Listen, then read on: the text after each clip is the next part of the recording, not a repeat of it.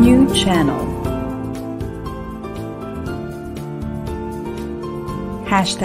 #TNC Now. The views, opinions, and insights expressed in the following shows are those of the host, producers, guests, and viewers. They do not necessarily reflect the position of the channel. Viewer discretion is advised. Hello and welcome to the New Channel. Our passion transforms a community that sees and shares all things new. Hi, I'm Riuel Pindoy. Hi, I'm Hannah Trespesas, and you're watching The 1% Movement on TNC.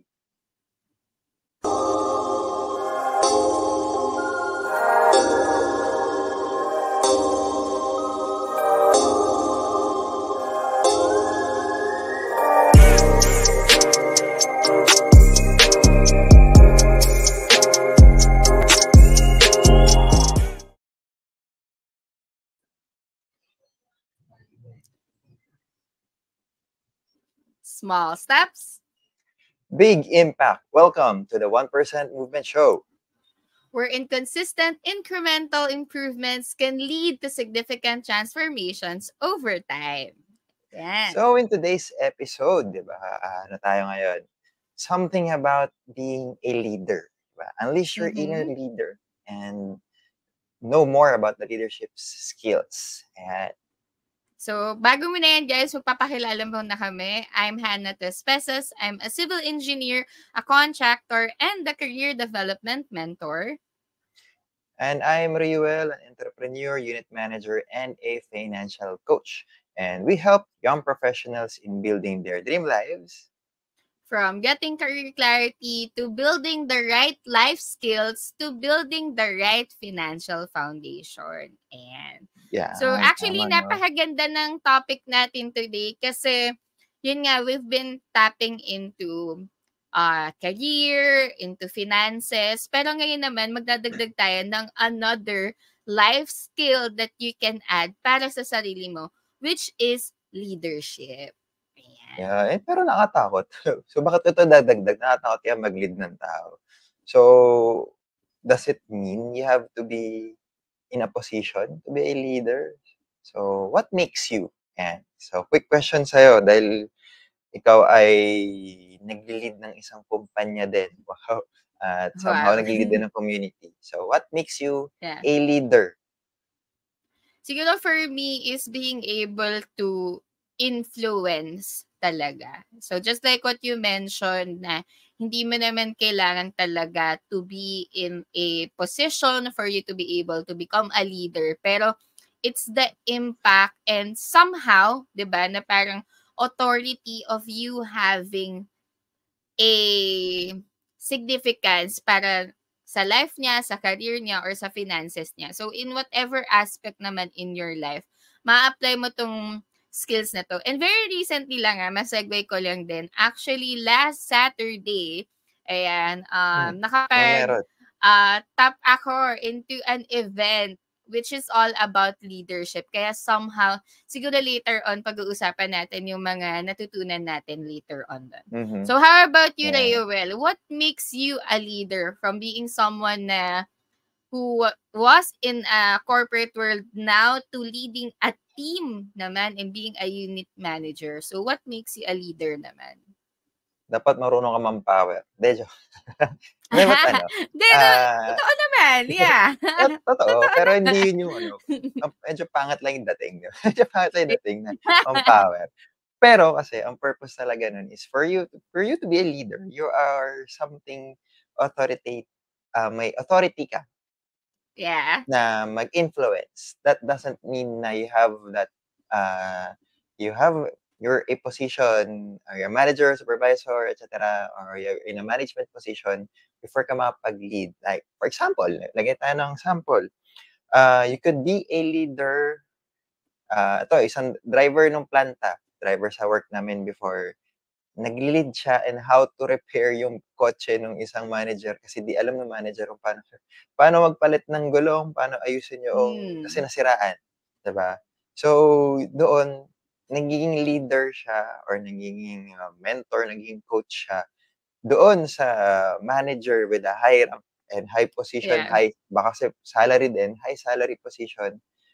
Pero kasi mas may authority siya when it comes to Yeah. car maintenance, 'di ba? So, doon Yeah. ngayon papasok na 'di niya kailangan may posisyon. Pero may alam kasi siya, 'di ba? So, tama yung sinabi ni Hannah that you should be aware of your skills, of your strengths before ka makapag-impact sa world around you, 'di ba? Ayan. So, kumbaga, dun nga sa example mo from being someone na nasa driver to leading someone na manager. So, kumbaga, in other words, leadership kasi is you leading people towards a certain goal. And yun sa example mo kanina is to Yes. fix a car. So, Mapalitan. kumbaga, Yeah. 'di ba? Into other aspects naman, kumbaga, in a positive way, basta in a positive direction natin siya ginagawa na having a influencing them into a goal na parehas niyong gustong puntahan. Ayan. So, you're leading your vision to them, influencing the others to have that goal na dahil ikaw yung nagli-lead doesn't mean na kailangan may position ka, but kasama mo sila. You're a leader. Yeah, exactly. So, kasama sila. That's nice, diba? Ayan. So, let's dive naman sa ating next question na bakit natin kailangan maging leader? So, kumbaga, pwede naman siguro ako maging follower na lang or on the sides na lang. Pero, you unconsciously, nagiging leader ka na pala.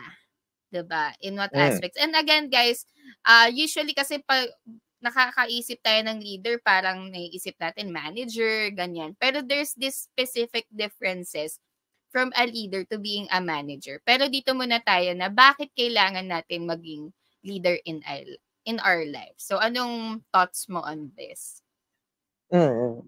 Depende kasi ito sa gusto mo. May mga tao talagang ayaw mag-lead. Diba? I know few people na kaya nila gusto maging employee, ayaw nila ma-promote kasi gusto nila ang alaga lang nila yung sarili nila.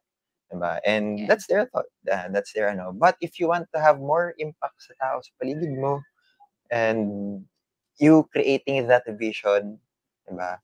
You're not just getting what flows.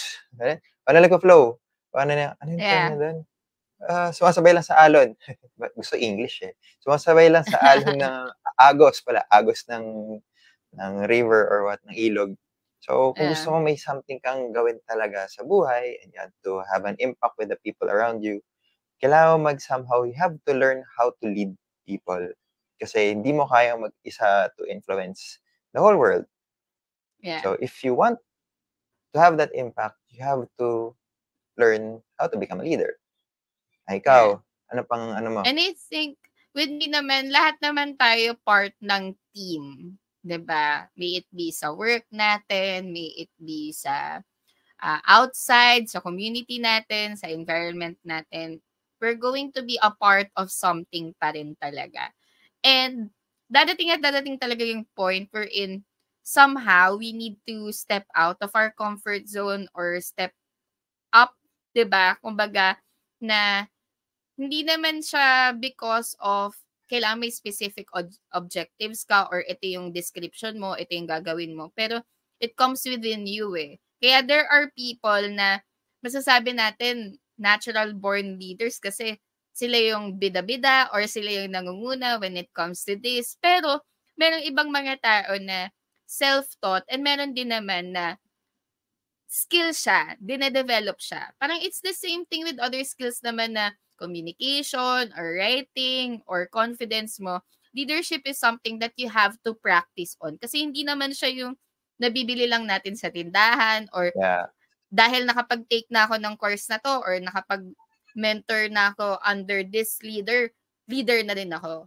No. So, kumbaga, it takes time and you have to practice it on your team and of course, dun sa pwedeng magiging part ng organization mo or the team that you are leading. Ayan. Sige. So, question.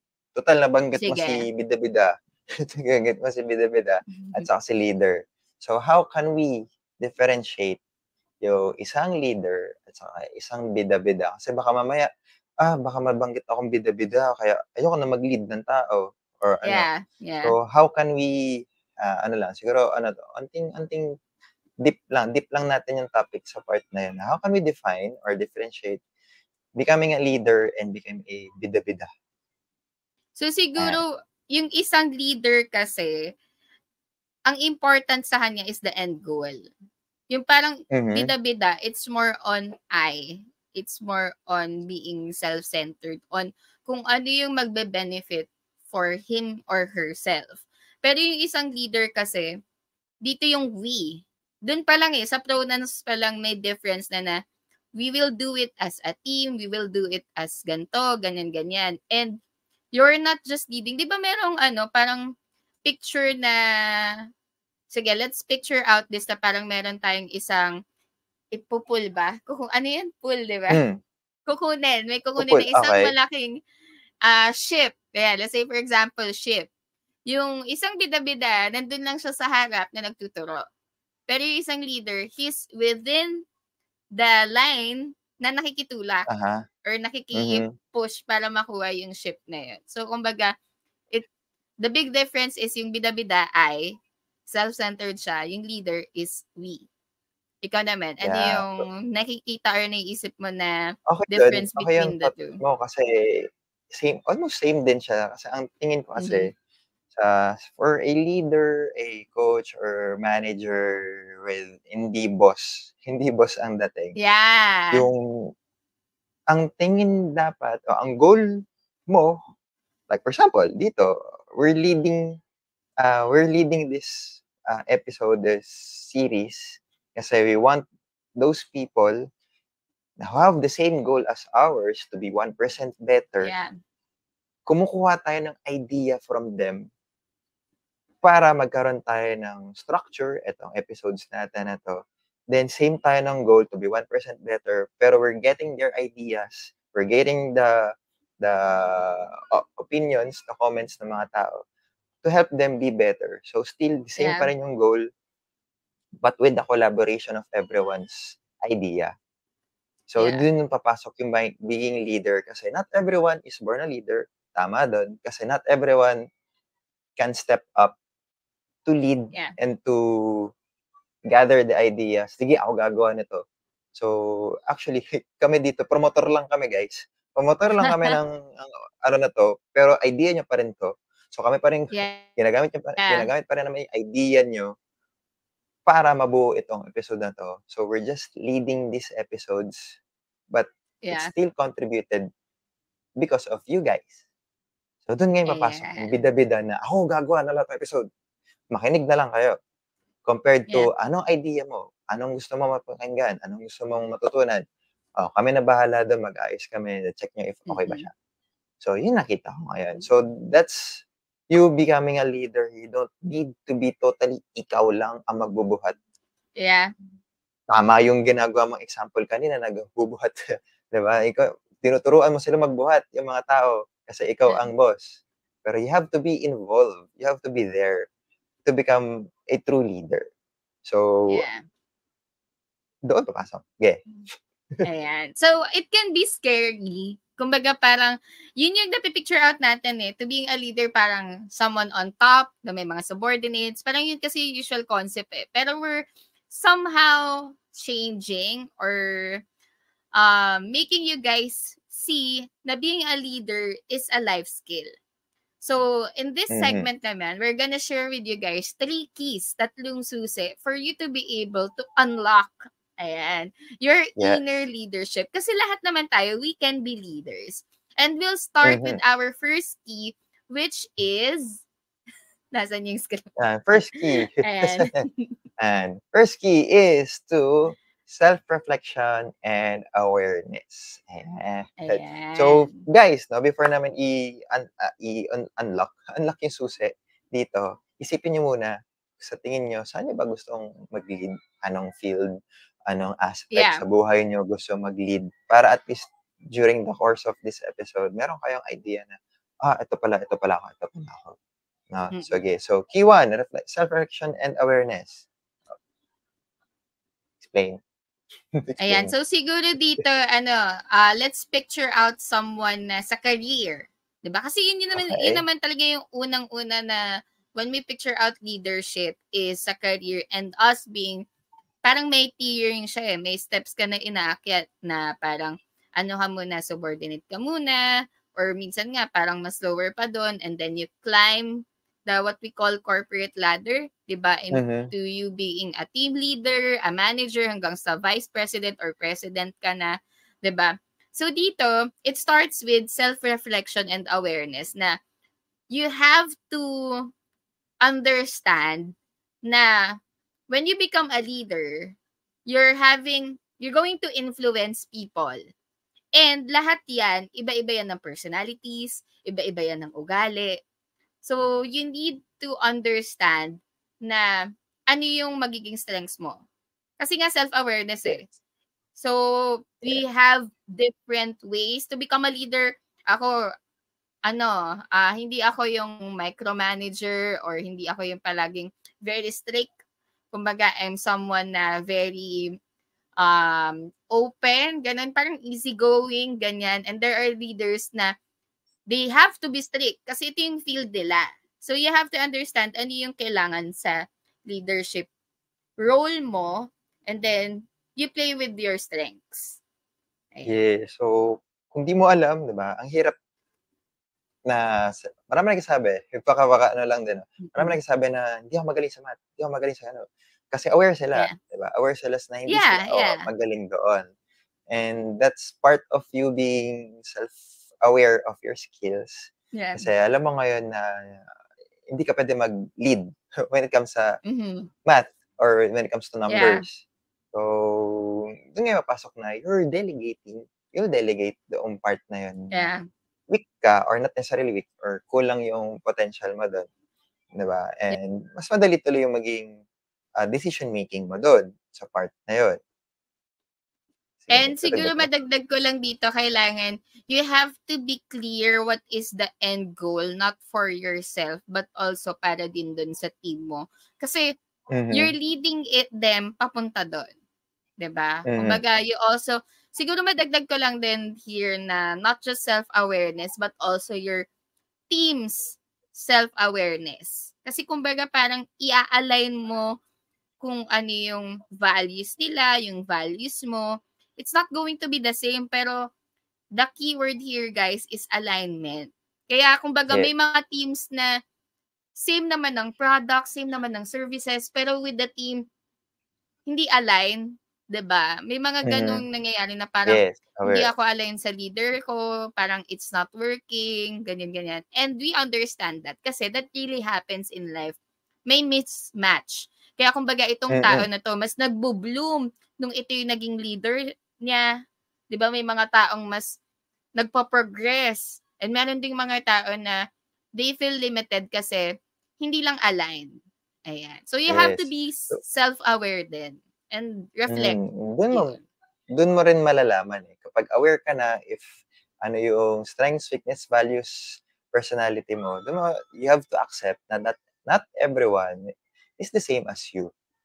Yeah. Not everyone has the same goal or has the same trip. Not everyone has the same trip katulad mo. So doon ngayon ma-accept na not everyone will ride your boat, will not ride your car, you ride your goal. So, lesser baggage para sa'yo. And mas madali ngayon mag-lead yung team mo kasi same culture kayo, same kayo ambition sa buhay. Diba? So, it will all start sa sarili mo pa rin. Self-awareness and self-reflection. So, let's proceed with our second one, which is continuous learning and adaptability. So, dito naman guys, so quick kwento. Ayan, nung Saturday, I actually got into an event and ang dami mga industry leaders, some were CEOs, iba mga managers, yung iba mga team leading, iba-ibang industry. Pero dun mo makikita na even they are leaders na, they are still willing to learn and be 1% better. Ayan, nasegue pa natin. Kasi, di ba, dito, leadership, it's a lifelong process. And throughout the way, marami kang mga magiging struggles, marami kang magiging problems. And dun sa training na yun, actually, karamihan ng leaders pala, ang nagiging problem nila is how to duplicate themselves. Kasi nga, sabi mo kanina, hindi mo kayang i-duplicate yung sarili mo kasi you're unique. Hindi mo pwedeng ipilit sa isang tao or someone under you na ito dapat yung ugali mo, dapat same skills ko, same value, same interest. Kasi magkakaiba tayo, 'di ba? Pero in here, kumbaga, you have to adopt ano yung pwede mong kunin na mga trainings, ano yung mga pwede mong idagdag pa sa sarili mo, ano pa yung pwede mong i-invest para sa team mo, para you overall will adopt. Kasi ang daming problems ka ma-encounter, especially if you are in the service industry, or especially if you are in the sales, or especially if hindi fix yung business mo na ang daming mga variations and ang daming mga involvements from other aspects too. So dito, napaka-importante pa rin talaga na you have to learn continuously and be adaptive. Ayan. Yes. So sample natin, isa sa mga hindi magandang example, pero in general, pero magandang example ng leader, si Adolf Hitler. So, bakit? Kasi wala naman siyang posisyon to start with. Hindi naman siya successful as a person. Pero bakit siya yung pinakakilalang nagkaroon ng matinding revolt sa mundo? Kasi nag-start siya na maging adaptable sa people around him and being self-aware, ano bang goal niya? Bakit niya gusto magkaroon, bakit naputap si Nazi, bakit nagkaroon ng mga ganito, ganyan. Kasi he started with just that konting tao to influence. Pero yung konting tao na yun have the same awareness of same goals sa buhay. And then nag-adapt siya, nag-learn siya how to manage those people, how to learn, how to siguro mo variety of different culture from different cities, from different ninunuan yun. Pero kinaya niya mag-manage and to lead them with this vision niya, 'di ba? So, yan, pwede niyo di ko pa gano'n ka deep yung knowledge ko about Adolf Hitler, pero yun kasi isa niyang, 'di ba, from a nobody naging somebody talaga siya. Someone, yeah. 'Di ba? So sobrang ganda ng leadership skills niya if that's the case. It's just that he used that leadership skills in not that good manner. Kaya naging gano'n yung kinalabasan ng history tuloy. So, yun, example yan ng isang hindi walang posisyon, pero naging sobrang successful siya na leader. If leadership skills ang pero different impact. So, different impact yung nangyari. Diba? So, dito mo talaga makikita yung yung impact of being a leader. Kumbaga, it can be in a positive way or a negative way. So, kumbaga, nasa sa'yo siya. Kasi, kumbaga, it's us influencing people. Yun talaga yung root word niya eh. Kumbaga, hindi ka magiging leader kung wala kang influence. And kumbaga, it's, parang persuasion skills din natin kasi you were able to influence these people to do something na hindi maganda or something good. So, kumbaga, syempre dito, ina-encourage natin na into the good side tayo, into the positive side tayo. Kasi, that's the power that you have. Yeah. And, kumbaga, kaya not everyone is pwede maging leader if pangit yung end goal mo. Well, ikaw na bahala. Ayan. So, that's our second key to how to unlock your inner leadership. And our last key, yun nga, na-mention na nga natin yung mga examples natin kanina. Dito pa rin tayo babagsak is empathy and effective communication. Yes. So empathy, di ba? Ako. Empathy, di ba? For the words, you can't lead someone if di kayo connected. Ilang yan eh. Yeah. Di ba? If hindi wala kayong common ground, if wala kayong connection, and empathy is, for me, empathy ang pinaka-importanting skill when it comes being a leader. Kasi hindi mag-o-open up sa'yo isang tao, hindi sasama sa'yo isang tao if hindi kayo connected, if di mo siya naiintindihan, if di kayo nagkakaintindihan, which leads to kailangan din effective din yung communication mo. Same goes, 'di ba? Same goes with those in the corporate setup na or kahit nga teachers, profs. So, not everyone puwedeng magaling si prof or si rank and file sa pagdi-discuss or pag-aayos ng isang bagay dahil magaling siya sa execution, pero di niya alam ngayon how to yun yung isa, 'di ba, sabi nga ni Hannah kanina, one of the biggest problem of leaders is how to duplicate themselves kasi they Yeah. don't know how to communicate yung alam nila. To the point na bakit ayaw nila, isa sa mga feeling ko 'no, na naging problema ko rin siya is mas magaling ako, hirap mo ituro niyan, de-delegate ko pa, ako na lang, 'di ba?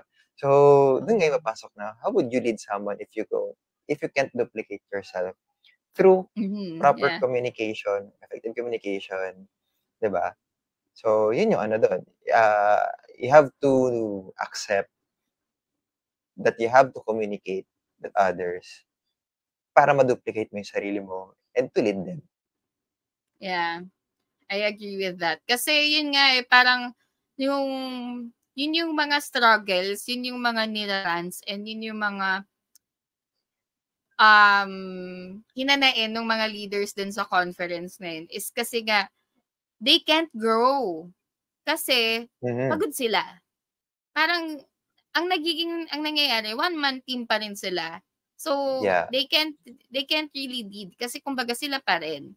And you won't be able to do that if hindi mo naiintindihan yung mga subordinates mo, yung teammates mo. And yun nga, gaya ng sabi mo, hindi mo sila maiintindihan if you don't have effective communication. Diba? Salita ka nga ng salita, pero tumatagos lang sa tenga nila. Or sila naman, doing the same thing, they're sending yung mga sentiments nila, diba? Pero ang solution mo is hindi naman aligned. So, dito talaga, hindi siya nagiging leader. So, balik tayo sa umpisa, which is, nagiging bida-bida lang siya or hindi na siya very aligned. And yung goal nyo at the end of the day is hindi pa rin talaga nahihit. Ayan.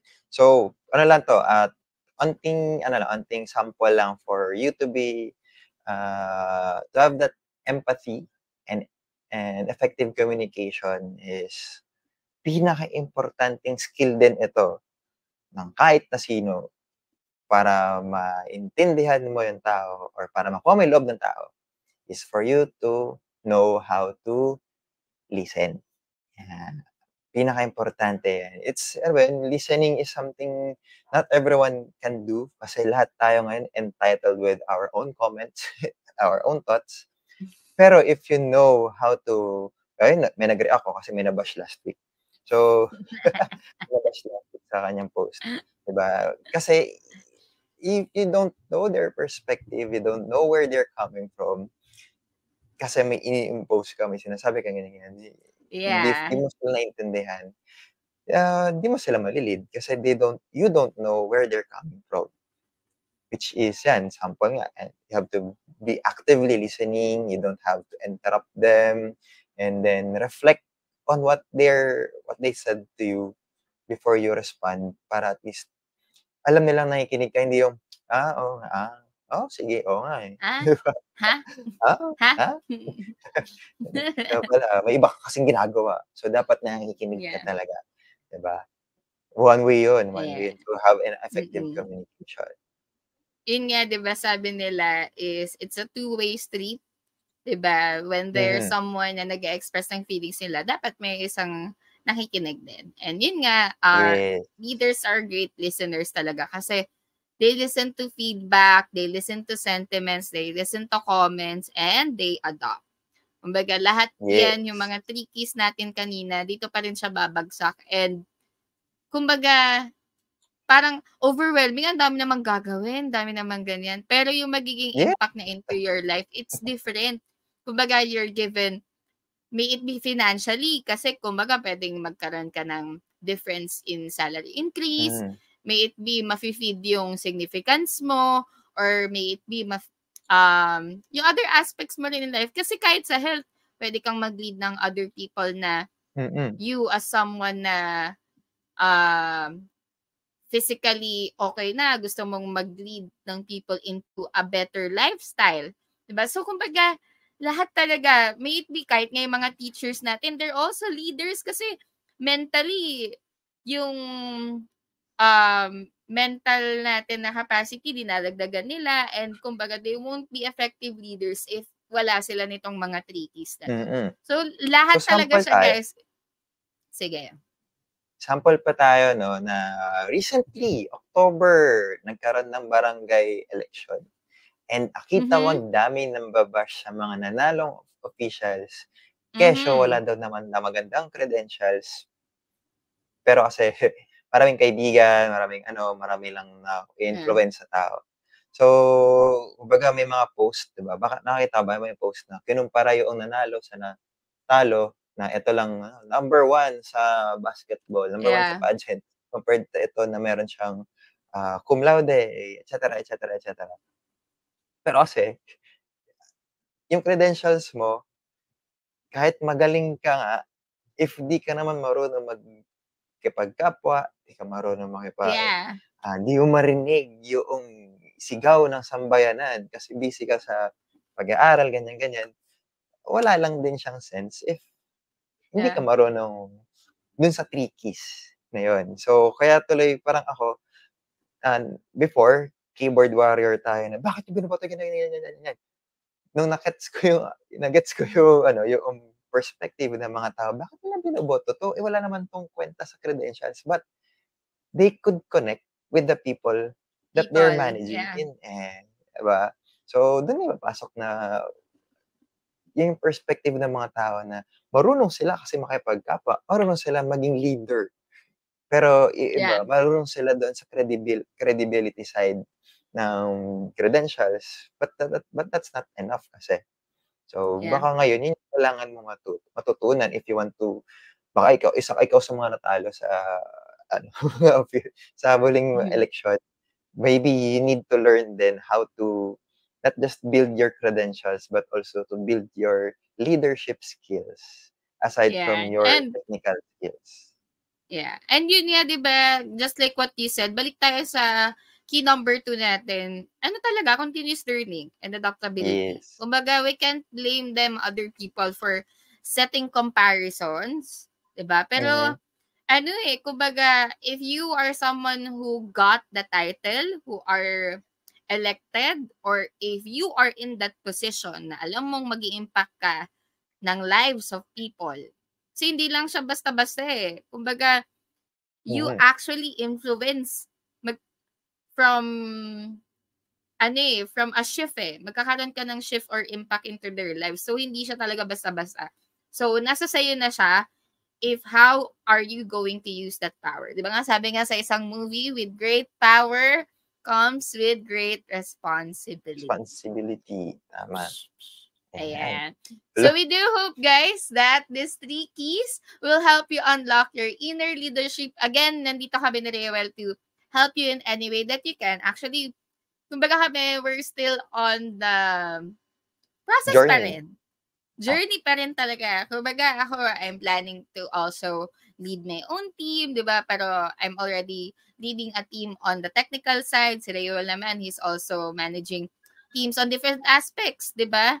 May it be sa finances, sa team niya, or may it be sa business. So, we're all leaders, guys. We're all leaders. Nasa sa atin na siya kung paano natin siya i-unlock. And we do hope na itong episode natin today, our 11th episode today, will help you guys to unlock your inner leadership. Ayan. Yes. So go. Sige, tuloy mo na. And thank you for joining us on another episode of the 1% Movement Show. If you like this episode, please do check out our other episodes. Yung 10 episode natin, guys, Siksik-Liglig at Tag-Uumapaw. Talagang matitulugan kayo in your aspects. And please do follow us on our social media accounts. I'm Engineer Hannah on Facebook, Instagram, and TikTok. And I am your life engineer in Facebook, Instagram, and TikTok. Feel free to join our free online community Facebook group. It's the Life Engineers Community. And ikaw na promote. Ayan, on guys, Sunday. Ikaw na. Go. Na-mention mo na. Ano ba meron sa Sunday? Ayan. We are having our third annual outreach program. Tadaan! Ayan. So, our beneficiaries for our third outreach program is our fur babies. Ayan, mga stray dogs and stray cats. And our beneficiary partner is the Potion Project. It's gonna be happening on November 26. So please feel free to show your support, donate any amount. Ito po yung aming mga QR codes. And also, this is a fundraising activity talaga wherein bibili lang kayo ng merch katulad nito pong suot namin na Life Engineers, and the proceeds will be donated to our beneficiaries. Kasi yun nga, bibili tayo ng kanilang mga dog foods, yung kanilang mga needs, and yung kanilang mga wish list.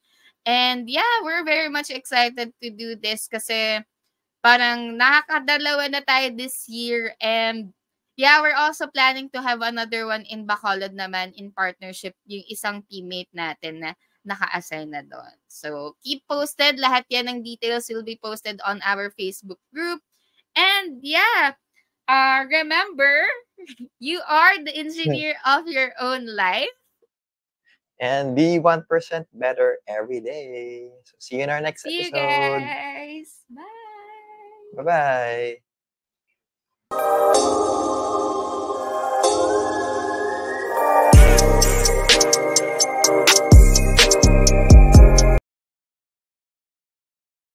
Ang 40D, tumutulong patibayin ng vital organs, iwas sakit sa puso at iba pang sakit.